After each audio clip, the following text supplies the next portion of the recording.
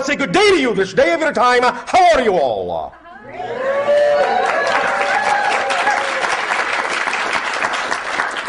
All right, I will take that as an okay. First of all, we would like to thank each and every one of you individually and all of you together collectively, once again, for the co-creation of this interaction, for allowing us to create this transmission with you.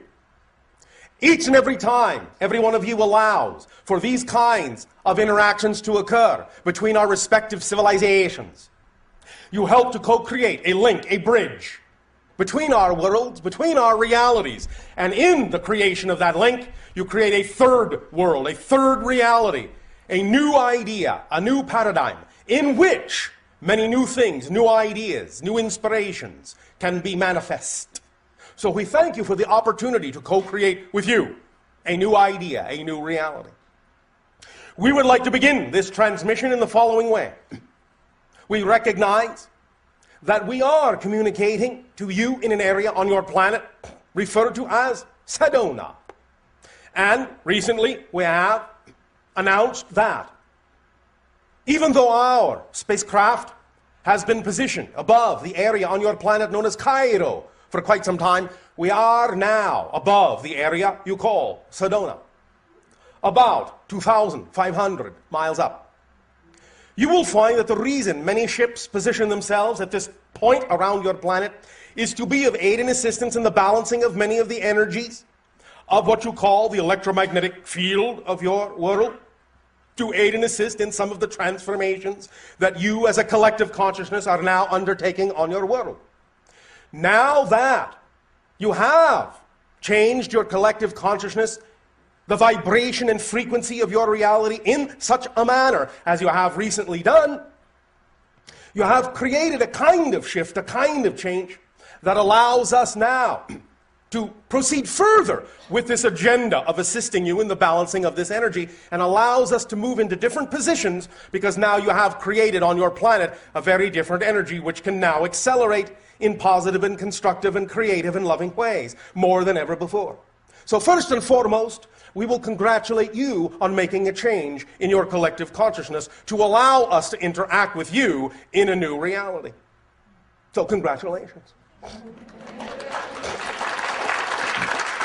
Now, once again, allow us to explain briefly the idea of what the shift is about in terms of what is actually mechanically happening. We understand that in human language, you have many colloquial phrases for this idea of transformation and changing your world. And that is all well and good, and you can refer to this idea in any way, shape, or form you so desire. It doesn't matter. The effect is the same. But the idea is that we would like to take a moment to explain to you mechanically, physiologically, what is happening.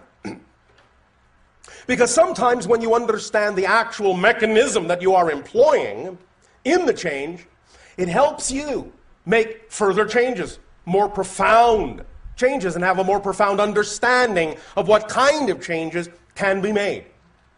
So, I know this is going to sound at first a little bit confusing, but that's all right. This is just an issue of semantics and language, and we will explain more clearly as we go along. So when we talk about the kind of changes that you are making and wish to make on your planet, we will begin this conversation by pointing out that nothing has changed. Why do we say that? I will tell you. Thank you. Here's what we mean by nothing has changed. The idea is really that when something in your world changes, the world you were in did not change. You changed. You shifted your frequency. You shifted your vibration. And by shifting your frequency, you have shifted your focus of consciousness to an already simultaneously coexisting parallel reality that is already existing on that frequency. You didn't change the world that was there. That world is still there. You have shifted to an already existing parallel reality that is reflective of the vibratory frequency you have shifted to personally. Thus, when you look around and see differences, it's because you have taken yourself You have shifted yourself to a parallel Earth that already had those differences in it. The old Earth, the other parallel reality, still exists, still looks the same. Didn't change. But you have changed your focus of consciousness. So the idea of helping people change, of helping to change your world, is the idea really of offering other people a point of view that contains a certain frequency, a certain pitch, a certain state of being. And if they choose to match, to mirror that frequency you are offering that goes along with that different point of view, they then will see the difference in the world in which they have shifted to. They will see the difference in them reflected by the world they have shifted to. But again, the other world, still there, hasn't gone anywhere. All possible parallel realities exist now, coexist simultaneously. There is only one eternal now. Everything exists in it. We understand that from your linear space-time perspective, this may not seem to be so, but many of you are now beginning to realize this is really just an illusion. The idea really is to understand that what you call different changes, different moments, different places, different times, different experiences, even different lives, all these things coexist at the same time, so to speak. They are really just different perspectives of the same eternal now moment. So what you call the past exists right now. What you call the future exists right now. There really is no future in the future, no past in the past. Those are simply different frequencies, different experiences, all going on at the same time as what you call the present. The idea is that they're simply different viewpoints of the present. And from your linear space-time experience, the perspective you have created with the experience of linear space-time, you can create this idea that something comes before, then something comes next, then something comes after. But it doesn't really do that. An analogy we often use to illustrate this point is what you call one of your film strips on Earth. You know that when you go to watch your movie, it is made of a film strip that has many frames. Well, when you are watching the movie, from the perspective of being an audience member, you can say, well, first we see this frame, then that frame, then the next frame, then the next, and we get this illusion of continuity, this illusion of motion, this illusion of the passage of time, and things start here and things end there. However, if you are in the projection booth above the audience, you can take the film canister, you can take out the film, you can stretch out the strip of film in front of you, and you can see all the frames at the same time. You could even look at this frame first, then that frame, then that frame, then that frame, then that frame, in any order you wish. Linear space-time has been, in that sense, nullified. The idea is that all the frames exist at the same time, but from the perspective of the audience member, they only exist in sequence, to tell a story, to have an experience. But that doesn't tell you what's actually mechanically happening. It doesn't describe the existence of the film strip itself and the perspective of the projectionist who can see all the frames at the same time. This is analogous to the idea of your physical consciousness in physical reality experiencing linear physical space-time, and the idea of your higher mind, your oversoul, experiencing all your moments, all your lives at once. And the idea thus then is the reason you can connect to other lives, other experiences, is because they all exist at the same time. So you can simply cross-connect, shift your vibration. Again, another analogy, as we have often said, your television analogy. At any given moment, you can watch whatever program on your TV set you want. This does not mean there are not other programs available, but you only get the program you are tuned to at any given moment. But when you change the channel, when you shift your frequency, you get another program. Doesn't mean the program you were watching is no longer there. They all exist at the same time, but you only perceive whatever is the vibration you are tuned to within yourself.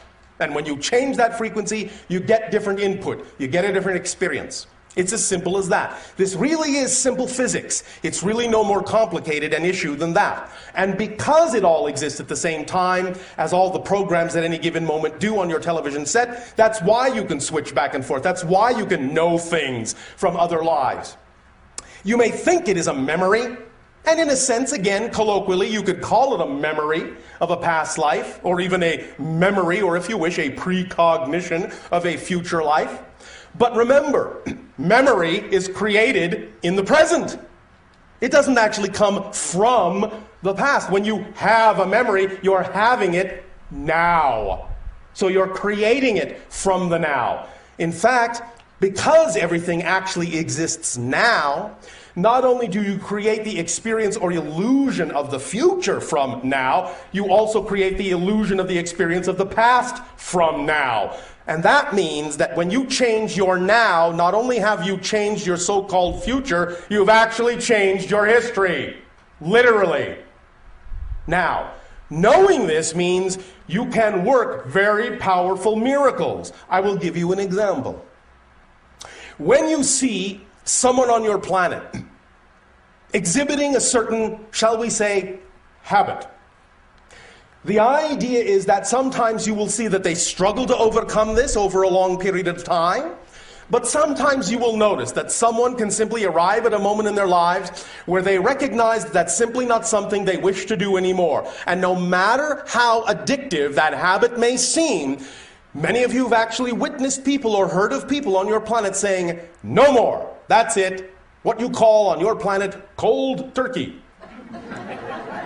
And the idea is that they do not seem to struggle with it from that point forward. It's as if they never had the habit. I'm telling you that when they change their reality that strongly, the truth is, the reason they don't exhibit any urge any longer is because they never have had the habit.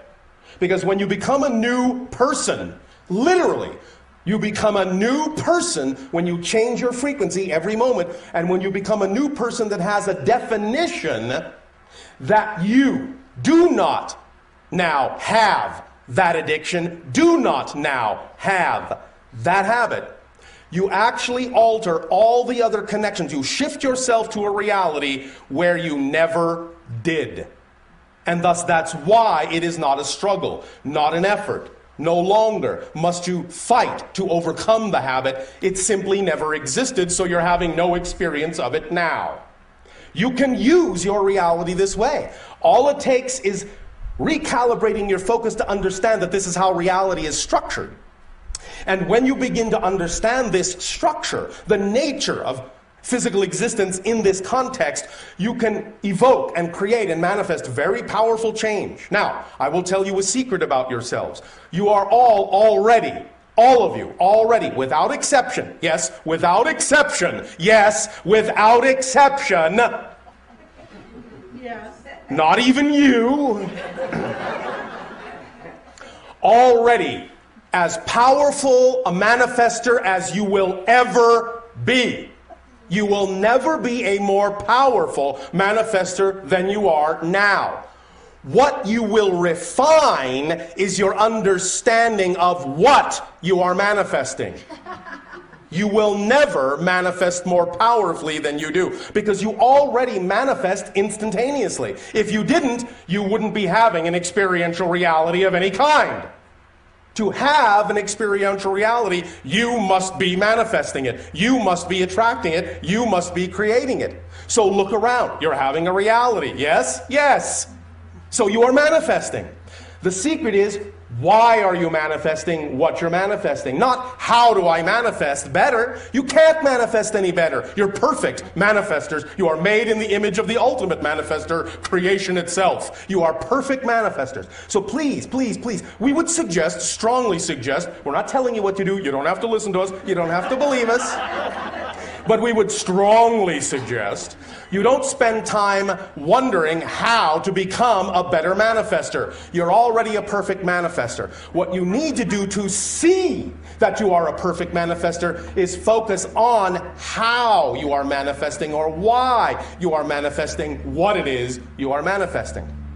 And as you change the definition of what you're manifesting, you will see more clearly and more obviously every moment of every day that you are a perfect instantaneous manifester. And now you have gotten a handle on the mechanism underlying the reasons why you are experiencing what you are experiencing. And all of this comes down to belief, definition. Again, this is physics. Your personality, your physical mind, is basically an artificial construct composed of beliefs, emotions, and thought pattern actions.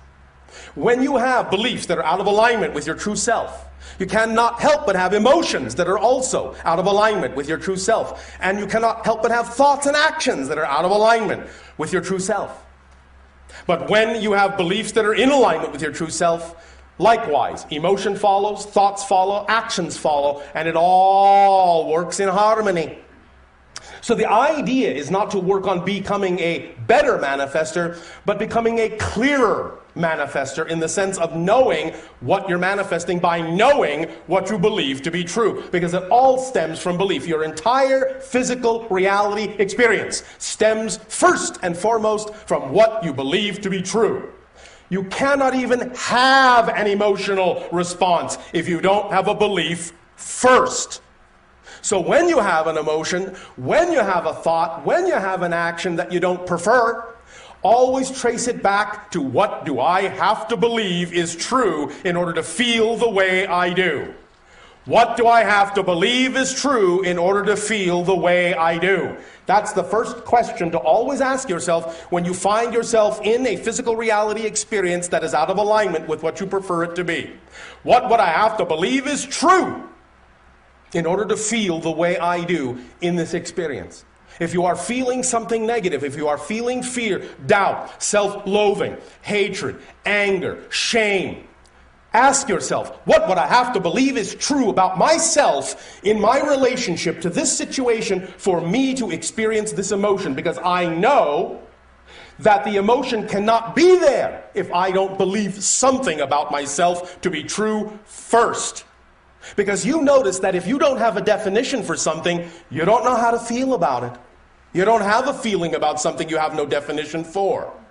When you do automatically, either consciously or unconsciously, apply a meaning and a definition to something, then the emotions kick in. But only then, and never before. So when you find yourself feeling something, allow yourself to feel it. Don't, in any way, shape, or form, suppress it, but examine and explore why it is there. And the first and foremost reason it is there is because you have a belief. Find out what that belief is. Now, all these things we are talking about here, we can discuss these more in a variety of ways and get clearer and clearer on how to use these mechanisms in a clear and conscious manner so that you can know that all change within yourself is, in fact, instant change. Instant change. And the only way it would seem as if change is not instantaneous is because you are making instantaneous changes that are simply not that different than the change you made before. You see the illusion that is created? If you make an instantaneous change, and in any change, everything does change within you, you shift to an entirely different reality. But if you shift yourself to an entirely different reality that looks almost identical to the last one, you won't really think that anything has changed. You will fool yourself into the illusion of thinking nothing has changed or not much has changed. And that this is a long process and an effort and a struggle. And it takes a long time. Without realizing you have actually changed everything all at once. But it simply looks pretty much the same. Because you have created it to be so with your belief that big change cannot happen quickly. That's the belief that allows you to experience the idea of change happening slowly. But if you understand that every change is a total change, a totally new reality that you've shifted to, then it's an issue of how different you define that reality, and the difference, the degree of difference in your definition of that new reality from the other one is what will allow you to see that the manifestation of the change is instantaneous. Because the only way you can gauge instantaneous change is by having a great degree of difference in the change. If you don't have a great degree of difference in it, you don't think much has changed, even though it has. So again, the idea of describing to you the notion that every change is instantaneous and every change is total, and I mean total, you are a new person in a new reality, in a new universe, literally, take me literally, please take me literally. I am not speaking metaphorically here. Then if you know that that is absolutely, totally different, then you can also begin to understand that it actually can be anything you really prefer it to be, at whatever rate you are comfortable with. And that's usually the big secret, at whatever rate you are comfortable with. Because for many of you, the idea of change is very scary. And you don't really want to change that much, even though you're changing instantaneously, totally. You want to create an experience that says you haven't really changed that. Oh, I don't want to be too different. People will think I'm strange, bizarre, weird, freaky, and all those other wonderful, colorful earth terminologies. Nevertheless, the truth is you change everything instantaneously. It is up to you to decide how much you want to take advantage of that fact. It's up to you. The rate, the pace, the style is up to you. All we are doing is letting you know that's the mechanism that's happening, so you don't have to spend time wondering how to make amazing, large-scale, rapid, instantaneous manifestations. That you're already doing. All you need to do is focus on why you're doing what you're doing, how you're doing it, based on what belief and why, and then you'll get a handle on how to allow yourself to redefine the reality in such a manner as to see whatever degree of change you prefer to see. And that's what it's all about. What idea, what belief is most harmoniously aligned with your true self? Now, we have said, yes, true self, out of alignment, in alignment with true self, true self. What's true self? Here's how you tell what your true self is. Once again, briefly. It is encapsulated in a term that exists on your planet called passion, joy, and excitement. The idea is that vibration, what you feel, that excitement, that physical sensation, is actually the body's translation of the vibratory energy that is your true core inner being. So anytime something in your life contains that degree of excitement, we would again strongly suggest you act on it. Why? Because that's who you are. Because it is most truly you. It is your path. It is your reflection. It is your attractor. It is luring you to more of yourself. That's why things contain that feeling. That's why they reflect that feeling to you. And that's why you can know that if you act on your joy, it will support you, because it's your true self. I know. You have many different belief systems on your planet that doubt the ability of your excitement to support you, and we can talk about some of those at length if you wish. Nevertheless, it does have the ability to support you. Why? Because it is you. And it is the part of you that is representative of the part of you that is made in the image of creation. And creation is nothing if not unconditionally supporting and infinite. Abundance, abundance, abundance. We hear this over and over and over and over and over and over again from many humans on your planet. How can I be more abundant? You can't. You can only be abundant in different ways. You are already as abundant as you will ever be. However, if you have a belief that you lack something, then what you have is an abundance of lack. So again, the issue is not, how do I learn to be abundant? The issue is, what am I defining abundance to be? Because you're always abundant in something. Always abundant in something. This is why we prefer to take the charge off the idea of what abundance needs to be represented by. It can be represented by many things, including money on your planet. There is nothing wrong with that. It is a symbol of exchange. It is a valid one, just like any other symbol. But the idea is it doesn't always have to be that form in order to represent abundance. Our definition of abundance is the ability to do what you need to do when you need to do it. Period. That's it. The ability to do what you need to do when you need to do it. Why do you care how it comes to you as long as you have the ability to do what you need to do when you need to do it? So the idea is to relax the need, to relax the insistence that it must come in a certain way, because paradoxically, when you actually insist that abundance can only be represented by one symbol, you actually close all the doors through which abundance could come in other forms. And so you're actually not being abundant at all, in the sense of feeling it or experiencing it in its widest possible format. The idea is that somebody could give you something. That's abundance. You could find something. That's abundance. It's all abundance. Let it come to you in whatever form works best. Let it come along the path of least resistance. For why should it be a struggle? To reflect the idea of the abundance of creation. There is enough. There is enough. There is enough for everyone. If there was not enough of whatever kind of abundance each of you needed to have, if there was not enough for you, believe me, you wouldn't exist. Because the universe, the creation, does not in that context make superfluous mistakes. It does not create more than it's capable of supporting. So if you exist, that means the universe is capable of supporting you, or you wouldn't exist. So why not give yourself the benefit of the doubt?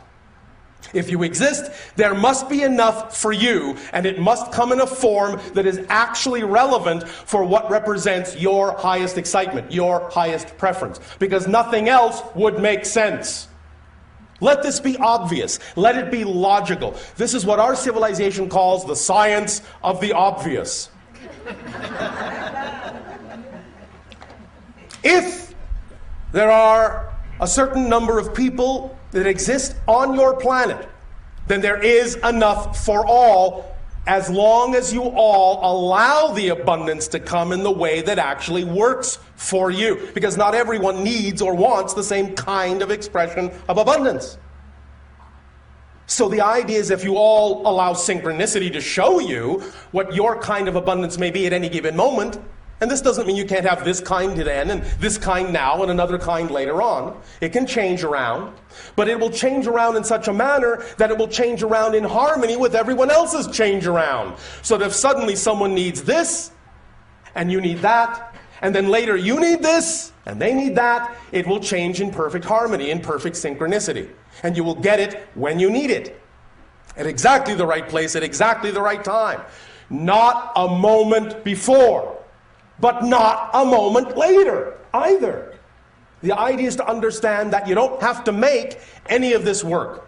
All you have to do is allow it to work, because it already works. It does. It really does. Honest. It does. Again, if it didn't, you wouldn't exist. You would not be supported in your existence at all. Please remember how unconditionally supported you are.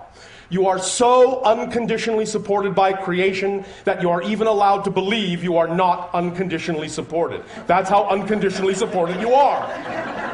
So take it at face value. If you actually have been given the ability to believe that you are worthless, that you are unsupported, that you are nothing, and yet you still exist, what you are being given is a demonstration that the universe is absolutely willing to unconditionally support anything you say is true about yourself.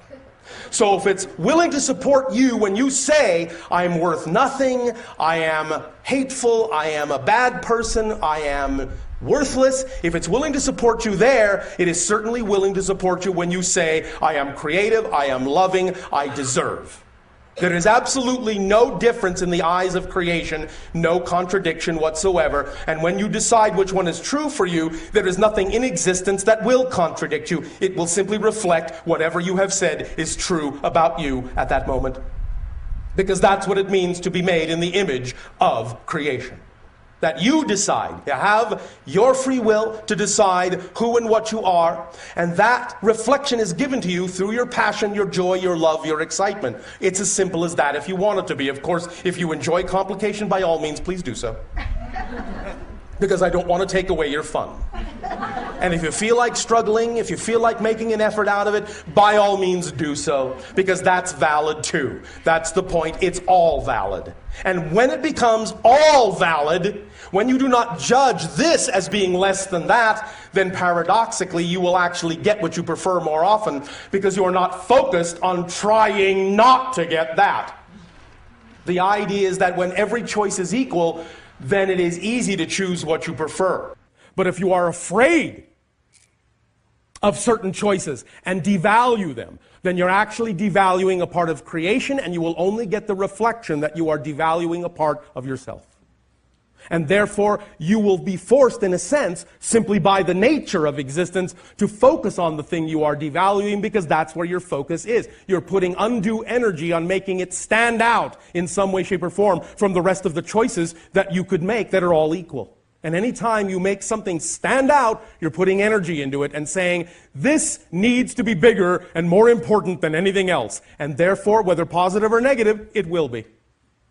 Until you can relax your insistence that it needs to be so important and allow yourself to know that it will not control you, it will simply respond to you in whatever way, shape, or form you start choosing to respond to the idea of yourself. Again, we may discuss some of this at length. Now, in keeping, first of all, with the idea of the area you are in on your planet, and in keeping with the idea that many of you recognize it as a strong vortex location, we ask the question, what is a vortex actually? All right. Well, some of you have described the idea that it is energy in motion, swirling energy and spiraling motion. Yes. Some of you have said it is a gateway, it is a doorway. Yes. Some of you have said it is a reflection and an opportunity to understand more and more of who I am. Yes. But what is it actually? Well, as you understand the idea of physical reality and know that in a sense it is an illusion, nevertheless the experience is real. And the experience, being real, cloaks itself in certain symbols. One symbol being electromagnetic energy. Now, this electromagnetic energy is the first level of physicalization from higher non-physical frequencies of consciousness. This electromagnetic energy, what you may call spirit matter, if you wish, densifies and densifies and densifies and densifies, much like the idea of steam to water to ice. All made of the same stuff, you might say, but at different frequencies, different experiences, going from the less material to the denser material of the physical world experience. Again, yes, illusionary, but the experience is real as you describe it, and as you have collectively agreed to participate in it to varying degrees. The vortex, therefore, is that which is representative of, shall we say, vibrational, harmonic, nodal points in your reality that represent all stages of frequency, from lowest to highest, in that sense, that make up the experience you are having and connect you to higher realms as well. It represents a scale, a spectrum, if you will, of those nodal point frequencies that allow for access into different domains of consciousness. It is, in that sense, therefore, capable of being utilized as an unlocking mechanism in a variety of ways according to whatever your imagination is attracted most to. Because every technique and every tool and every situation is what we call a permission slip. Anything like that is actually not doing the thing itself in terms of the changes you feel, but it is reflective of and representative of the idea of your belief system as it might exist at present. And as you find yourself attracted to be in certain locations and take advantage of certain vortices and energies, the idea is that you have attracted yourself to that because that represents the arrangement at that moment of your belief system, and that in that it reflects the arrangement of your belief system. It gives you insight into yourself sufficiently to allow you to give yourself permission to be more of who you are. So it's not like the vortex is doing it for you, but the vortex is like a reflection of what you are willing within your belief system structure to allow yourself to give yourself permission to do. So all these things are permission slips to allow you to give yourself permission based on your belief system of allowing yourself to be more of who you prefer to be. In that you have gravitated to this particular one, all of you, It is clear that you all have similarity of frequency, even though it is also quite varied.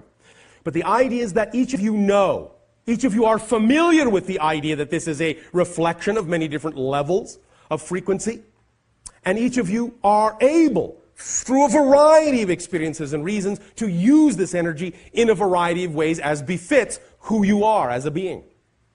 And you can come together and sometimes work at this in groups, or you can do it individually and or both.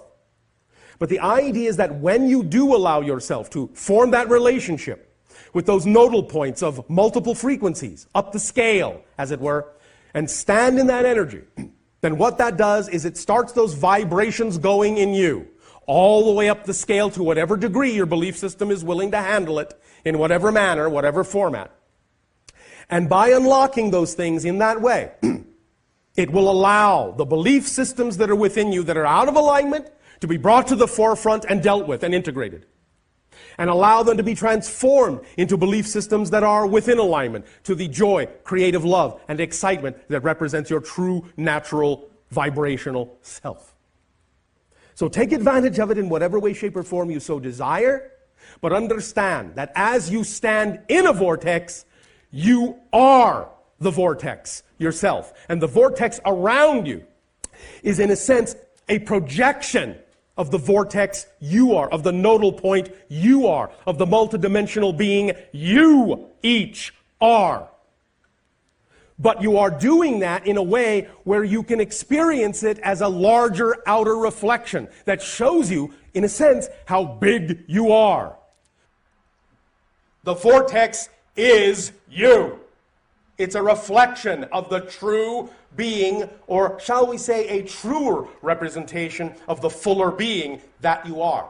So understand that when you stand in a vortex, what you're doing is you're forming a relationship to your greater self. You are opening up and saying, I am willing to have a relationship with my higher self. I am willing to form this connection. I am willing to be more of who I am.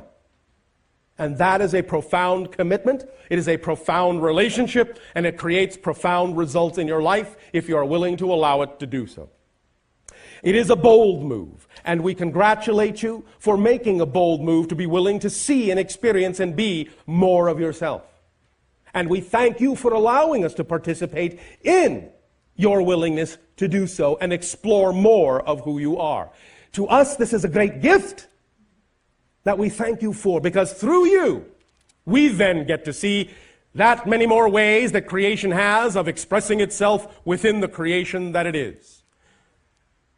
So, thank you for being multidimensional facets of the multidimensional crystal of all that is.